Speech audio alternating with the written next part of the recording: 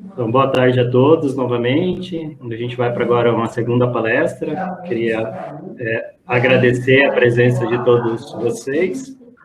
E agora a gente vai ter a palestra Como Garantir a Qualidade e Segurança de Alimentos, da professora Luciana Quimier e com o professor Anderson Oliveira. Então, boa tarde. Vamos lá. Boa tarde a todos que estão nos assistindo. Eu sou a professora Luciana, do curso de Ciência e Tecnologia de Alimentos da UFMT, que fica na Faculdade de Nutrição, né? O nosso curso é um curso noturno, de 4 anos, e trabalhamos aí, né, nessa cadeia produtiva do alimento, desde ali do controle de qualidade, né, pós-porteira, que a gente chama, né, que a gente brinca muito, pós-colheita, pós-abate, até a chegada desse alimento no consumidor. E quando a gente fala de alimentos, uma coisa que nos preocupa muito é a segurança desse alimento. Se esse alimento que nós estamos consumindo, ele tem uma segurança do ponto de vista, assim, que ele não vai causar nenhum dano, nenhum prejuízo à saúde de quem vai consumir esse alimento, né? E a indústria, ela tem um papel muito importante, né, na manutenção dessa segurança desse alimento. Por quê? A gente sabe que alguns alimentos, eles não é possível que ele seja produzido durante todo o ano, né? Então, a gente precisa arrumar formas de que esse alimento esteja disponível, né, para consumo ao longo do ano todo. Isso é uma coisa que a humanidade, né, começou a pensar desde os seus primórdios, né, com técnicas mais simples, por exemplo, como a técnica da salva e secagem. Eu vou dar aqui um exemplo para vocês. Em épocas, quando não se existia, né, a aquicultura, que é o cultivo de peixes, e todo o pescado era proveniente, né, da pesca de captura extrativista, tinha épocas que tinha mais peixe nos rios e mares e tinha épocas que tinha menos. Então, o que eles faziam? Eles pegavam essa época de abundância, esses peixes, e eles faziam o que a gente chama de salga e secagem, de forma bem primitiva mesmo, né, com água do mar e secava ao sol, de forma que diminuísse a umidade dessa matéria-prima e ela pudesse ser conservada por um tempo maior e consumida essa proteína, né, por um tempo maior aí, né, em épocas que a gente fala que seria épocas de secas, né, seca no sentido de não ter mais disponível essa matéria-prima. Claro que hoje tudo evoluiu, eu dei um exemplo para pescado, mas existem vários exemplos semelhantes, né, na produção vegetal também. Claro que hoje em dia toda a agricultura, ela evoluiu, a aquicultura, e a gente começou a ter métodos de cultivo, né, desses alimentos e poder ter essa maior disponibilidade desse alimento durante todos os anos, todos os meses do ano. Mas há alguns que ainda isso não é possível. E outro ponto também que é importante a gente pensar, que há alguns alimentos que são produzidos numa região que há o desejo de ser consumido em outra, né? E esse deslocamento, como é que fica, né? Esse deslocamento. Tudo isso vai influenciar nessa segurança desse alimento, né? Como é que a gente vai deslocar isso porque ele chegue lá com segurança, com qualidade ainda. E a indústria começou a pensar em técnicas de processamento desses alimentos, né? Processamentos que vão utilizar temperaturas, vão retirar a água do alimento para diminuir a contaminação microbiológica, né, e fazer com que esse alimento esteja mais inócuo, que a gente chama, né, ou que não esteja com essas contaminações de micro-organismos, e ele possa ser consumido de forma segura e por uma vida de prateleira maior, tá? E como é que se dá, né, esses prazos de validade, como é que se dá, né, a gente estabelece esses prazos de validade? Bom, eu vou colocar aqui para vocês um fluxograma. Deixa eu colocar aqui. Ai, gente, eu vou pedir desculpa esse momento pandemia, home office. Eu tô com o meu bebezinho aqui. Peraí, Theo, só um minutinho. E ele tá chorando. Agora ele acabou de acordar. Me desculpem, mas eu vou tentar aqui, tá? Acho que todo mundo entende. Acho que todo mundo entende. Tá, todo mundo passando por isso. Meu esposo está numa banca aqui do mesmo tempo, então tá meio complicado. E nós tínhamos nos programado aqui certinho com o tempo, mas com essas quedas de energias que está acontecendo aqui em casa, acabou que atrapalhou aqui a hora do sono dele e ele acordou mais cedo. Vocês estão vendo a minha tela? Está projetando ou não? Ainda não, tá? Então, vem? Não? Agora sim. Sim? Eu trouxe aqui para vocês um exemplo, só para ver se fica um pouco mais claro, né? É um exemplo de processamento de um alimento, que é um fluxograma de produção de palmito em conserva, né? Acho que todo mundo conhece, né, o palmito em conserva. E como é que se dá essa produção? Opa, assim vocês estão vendo? Parece que está sumindo aqui a tela para mim? Não, né? Aparecendo. Está aparecendo? Tá bom. Quando um alimento, né, in natura, chega até a indústria, a primeira coisa que as pessoas que vão, né, trabalhar com esse processamento pensam é no fluxograma de produção, que seria como que vai transformar esse alimento in natura num alimento processado. E esse processamento ele pode se dar de uma maneira simples, apenas um corte, colocar numa conserva, até uma coisa mais tecnificada, como, por exemplo, o leite de caixinha, que você passa por altas temperaturas, é um processo um pouco mais sofisticado, vamos dizer assim, né? Mas tudo acaba sendo um processamento. E aí, tudo começa a partir desse fluxograma de produção. Então, aqui, estabelecido o fluxograma de palmito em conserva, por exemplo, né? Tem ali a recepção, o descasque, depois o corte, a imersão desse palmito, né, numa solução em conserva, que geralmente tem um baixo pH e uma quantidade aí, né, de salmoura, né, para fazer a salmoura. Depois ele passa por uma etapa aí de invase, que é colocar nessas lata ou vidro, recravação, né, que seria o fechamento, e um tratamento térmico. Para que serve esse tratamento térmico? Esse tratamento térmico, juntamente com essa solução, né, de salmoura, vão ser dois mecanismos que a indústria vai utilizar para minimizar aí a contaminação desse alimento por um micro-organismo muito temido, né, que é o Clostridium botulinum, né? Esse micro-organismo, ele está naturalmente presente no solo, né? Então, e ele se desenvolve em condições que a gente chama de anaerobiose, que seria sem a presença de oxigênio, que no caso aí dos enlatados, né, dos apertizados, é a condição que a gente tem. Quando a gente faz um enlatado, uma conserva, a gente retira o oxigênio desse ambiente, né, para evitar aí a proliferação de micro-organismos deteriorantes, mas acaba dando, né, a oportunidade desse clostridio se desenvolver caso ele venha junto, né, com a matéria-prima e não seja eliminado em alguma etapa do processo. Então, na hora de estabelecer esse fluxograma, né, de produção, a indústria usa técnicas para evitar essa contaminação ou diminuir essa contaminação, que no caso aí é diminuir o pH dessa solução. Aí, a próxima é de 4,5, por exemplo, que essa solução de salmoura vai ficar geralmente, e a questão da temperatura, né, do tratamento térmico. Mas como que se dá essa, né? Ah, mas é da minha cabeça, eu vou usar qualquer tempo ou temperatura, eu vou usar qualquer valor de pH para poder fazer isso? Não, né? Existe toda uma ciência por trás para a gente poder pensar nisso, né? Existem estudos em laboratório prévio, né, vamos dizer assim, que os pesquisadores, eles pensam, mas para essa população de micro-organismos, para esse micro-organismo especificamente, qual é o melhor tempo e temperatura para poder eliminar essas bactérias, né? Acho 100% é muito pouco provável, mas há uma quantidade que não vai causar mal para quem for consumir, né? E como é que se dá esse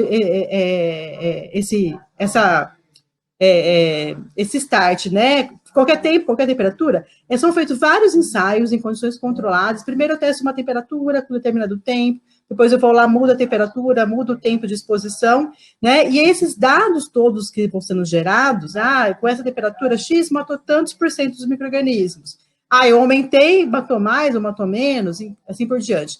Eles precisam ser validados para que aí, então, eu possa estabelecer, beleza, para o meu processo, o melhor tempo e temperatura é esse que vai me dar condições para que esse alimento esteja seguro, que não vai causar mal para ninguém. Ou então, ainda que ele vai durar, depois de pronto, ele vai durar 2 meses, 3 meses, 4 meses, 6 meses. Então, essas informações, elas são estabelecidas a partir de ensaios de laboratório que eu faço com esse alimento, inúmeros ensaios, que depois precisam de uma outra equipe para poder analisar esses dados. E aí a importância da gente trabalhar sempre em equipes multidisciplinares.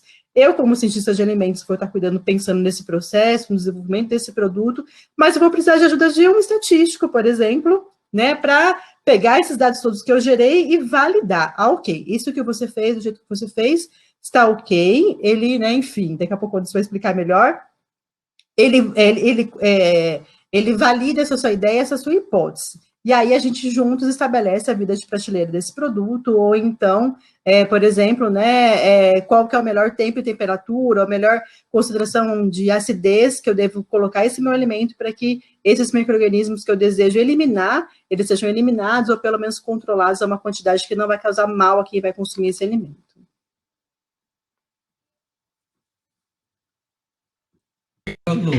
Pode ir, eu vou completando depois.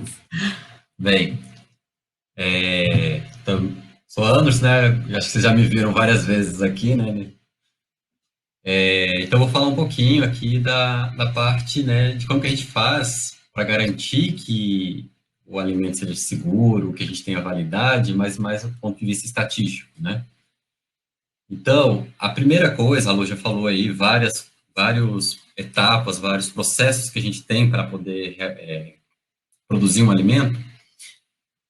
Mas aonde que a estatística entra em tudo isso? Ela inicia desde o início do processo, né?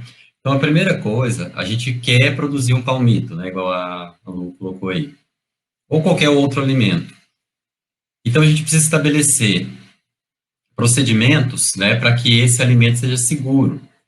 Então, a gente vai fazer um trabalho laboratorial. Esse trabalho laboratorial a gente vai chamar de experimento, né? Esse experimento, ele vai ser realizado, né, em uma condição controlada, né? Então, eu quero fazer uma produção de palmito. Eu posso fazer um experimento, por exemplo, relativo à temperatura. Então, a temperatura, ela vai ser uma temperatura ambiente, uma temperatura refrigerada e uma temperatura de congelamento. Bem, essa temperatura, eu não posso deixar, por exemplo, a de ambiente variar muito. Ela não pode ser de 0 a 45 graus, por exemplo. Né? Porque vai ter muita coisa acontecendo, se eu deixar essa temperatura muito ampla, tá? Ela vai estar acontecendo muita coisa ali que pode estar influenciando na qualidade desse alimento. Então, o que a gente tem que fazer? A gente coloca, né, como uma condição controlada. Então, vamos escolher uma faixa. Qual seria a faixa ideal de temperatura ambiente para esse palmito? Então, de 20 a 25 graus. Então, a gente vai criar um ambiente e esse ambiente vai ter que respeitar essa temperatura. Ele não vai poder ceder essa temperatura. Bem, essa é a primeira etapa. Só que eu não vou fazer isso uma única vez. Então, eu já estabeleci a temperatura.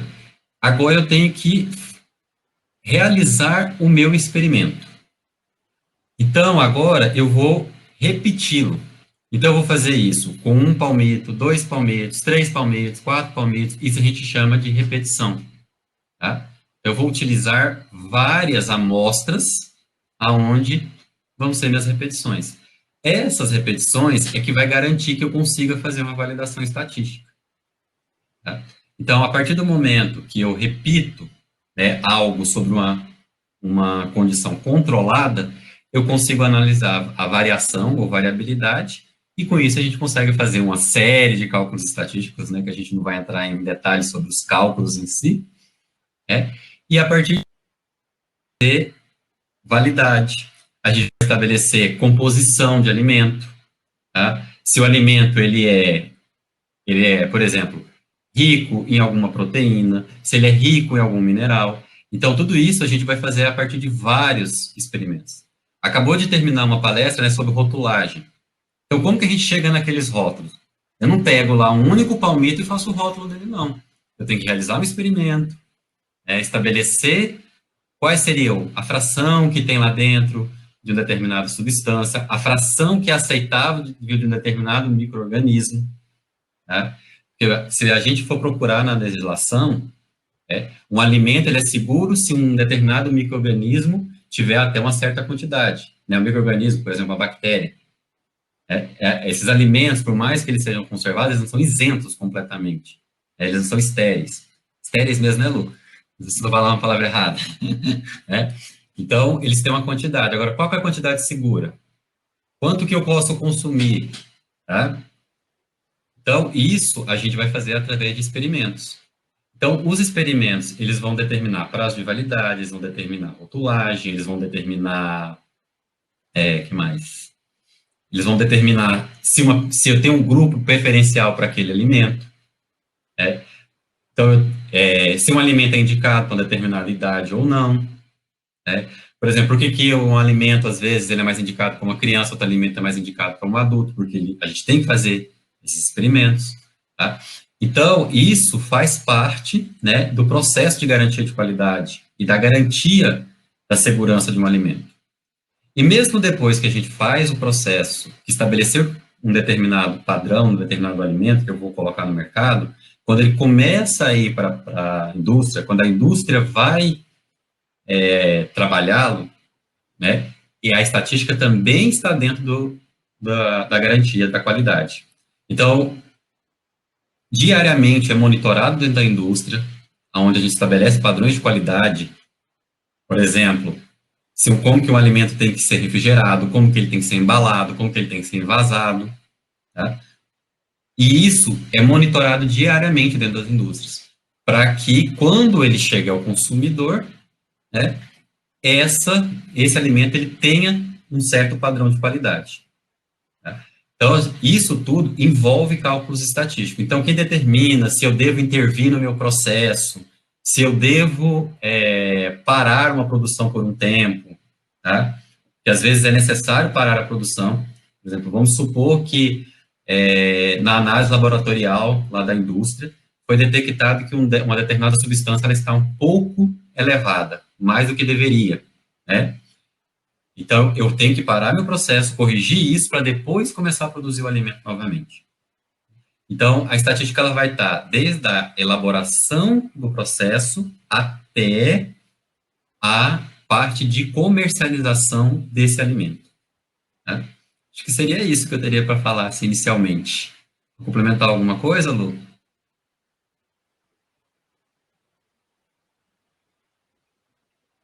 Tá sem voz. Ligar o áudio.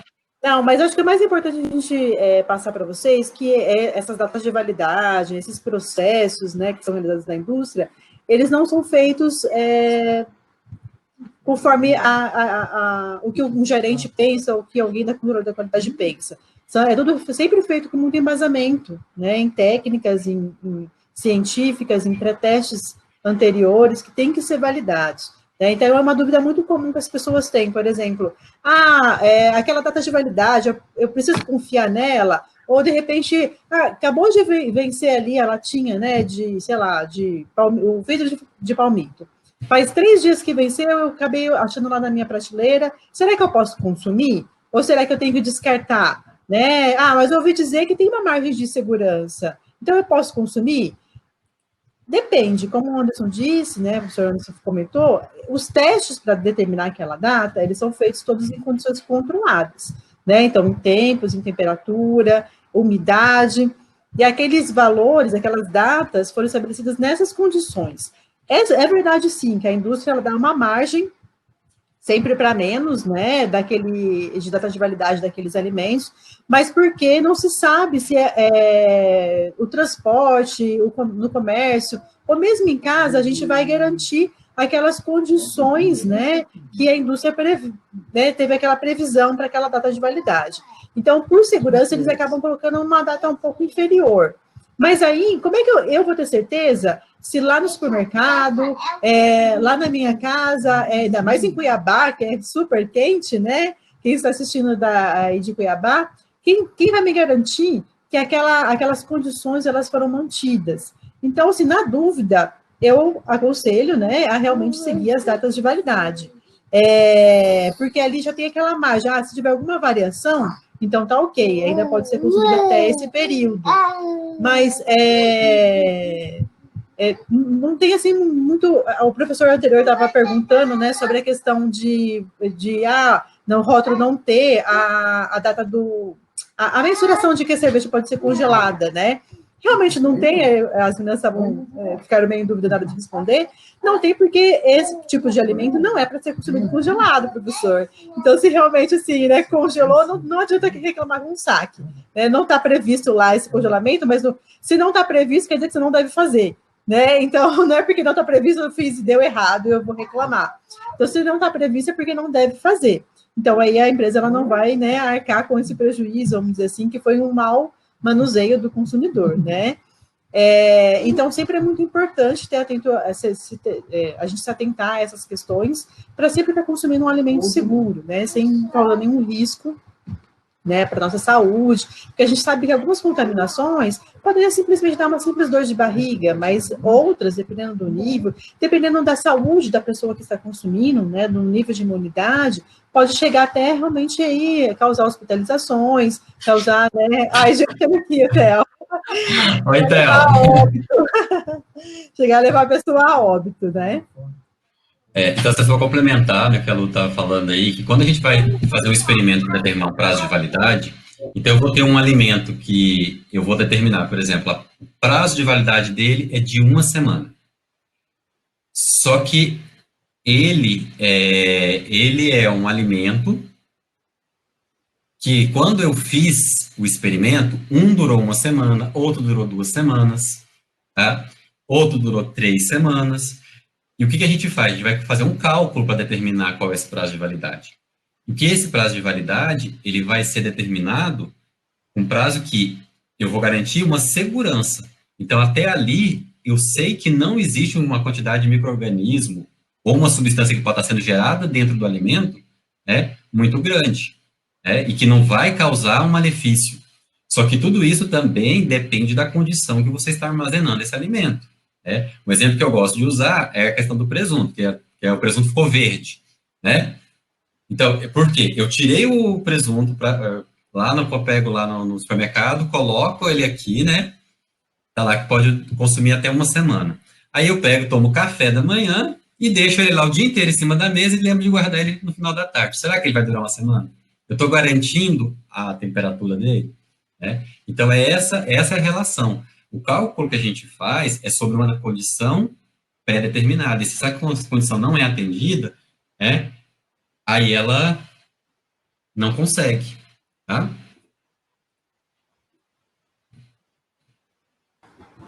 Bacana. A gente tem uma pergunta, mas acho que é uma pergunta que acho que você já respondeu. Existem alguns malefícios em consumir alimentos fora do seu prazo de validade?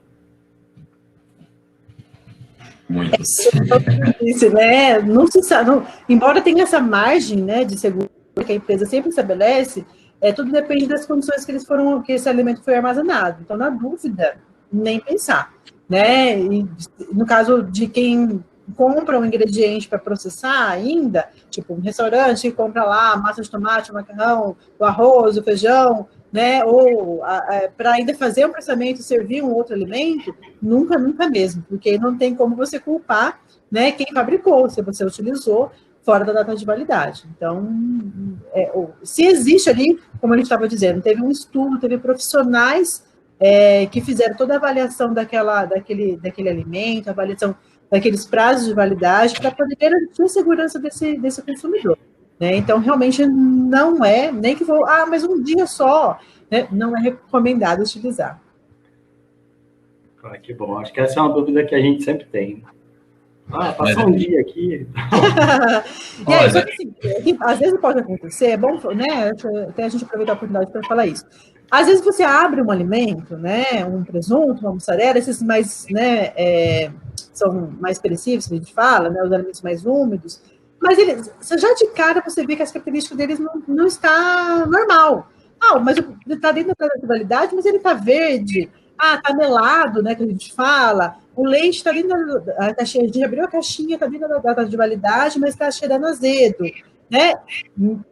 Pode ter acontecido algum problema, né? Como na palestra anterior vocês estavam comentando, algum problema de processo, né? Que esse alimento já saiu da fábrica com algum tipo de problema, e aí, né, a indústria depois vai fazer um recall, alguma coisa para retirada desses produtos, mas saiu da indústria com problema. Não deveria ter acontecido, mas às vezes pode ser que aconteça. ou aconteceu essa contaminação, esse alimento ele foi submetido a temperaturas muito elevadas no seu local de armazenamento e comercialização, né? Então, aí são falhas no meio do caminho até chegar ao consumidor que podem, né, também prejudicar aquele alimento. Então, claro que as características sensoriais, que a gente chama, né, cor, cheiro, precisam sempre ficar atentos, né? Quando a gente sempre fala, né, a gente come pelos olhos primeiro, né? Sempre olhar o alimento antes de consumir ele.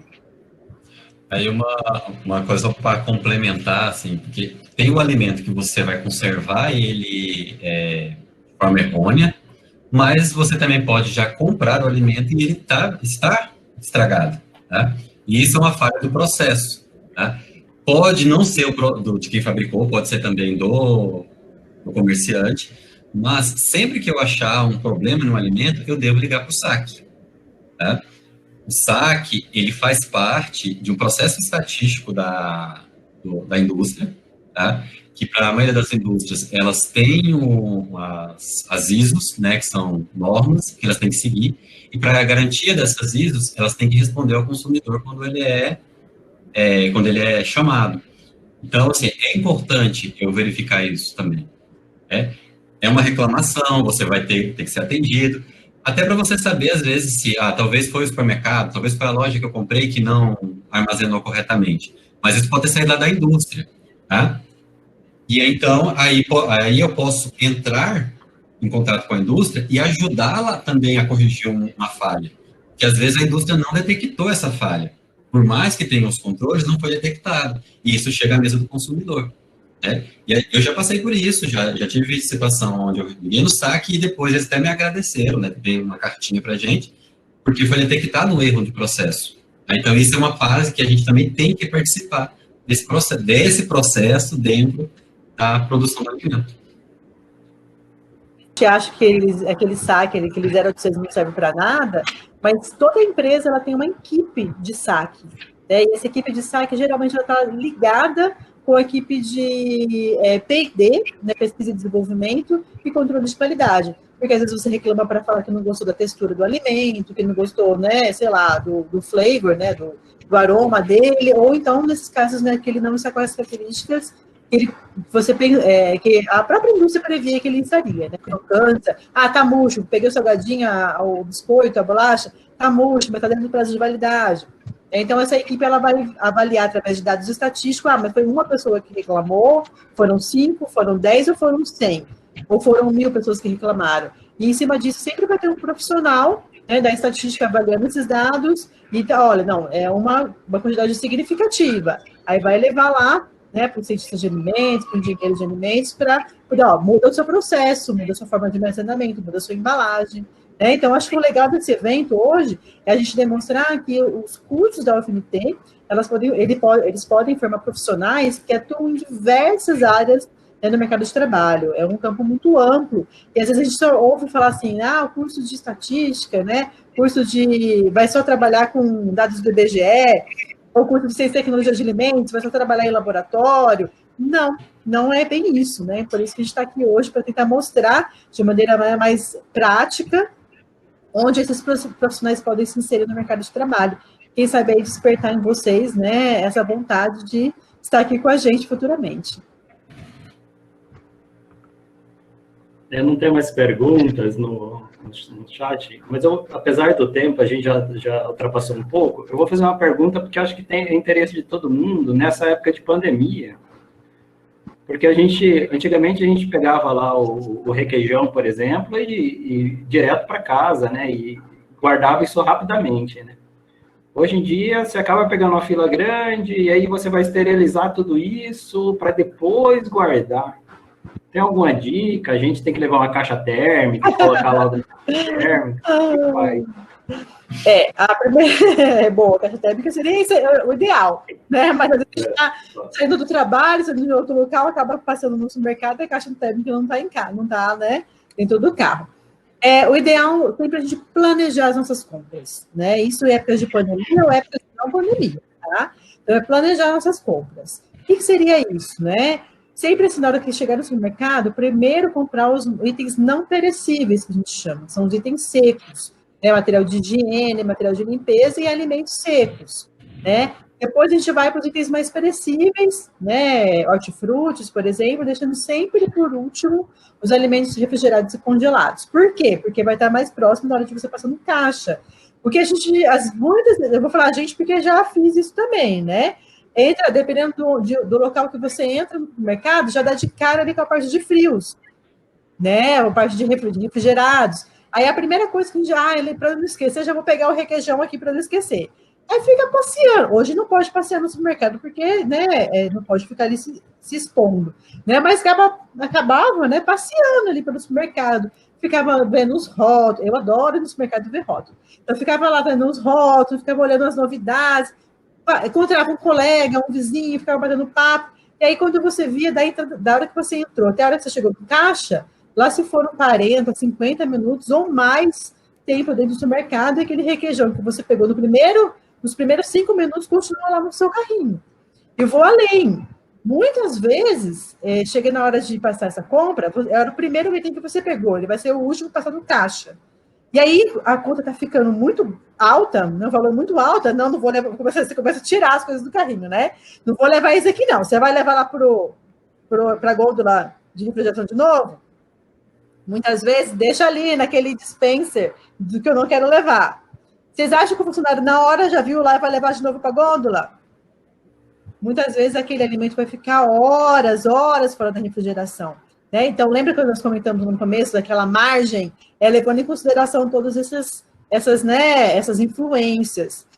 Então, quando você for pegar esse alimento, será que ele já sofreu essa queda da cadeia do frio, que a gente fala, né? Outro consumidor já pegou, já andou com ele, devolveu para a gôndola de novo, retirou de novo, já sofreu essas quedas de temperatura, né?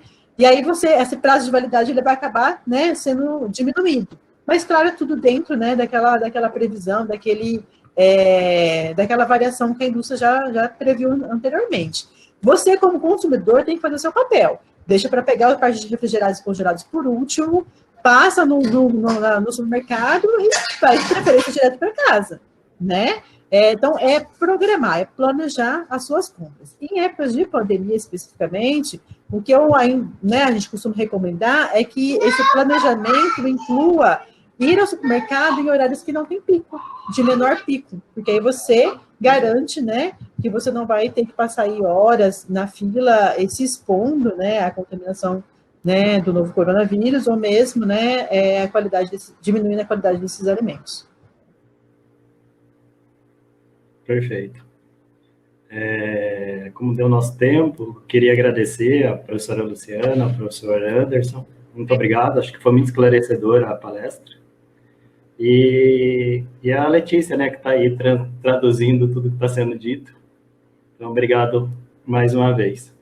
Eu que agradeço a coordenação aí. Se agradecer também as meninas que estão fazendo a interpretação. Infelizmente, a gente não tem todas as salas, mas pelo menos em alguns locais está conseguindo passar um pouco o público aí que necessita dessa atenção.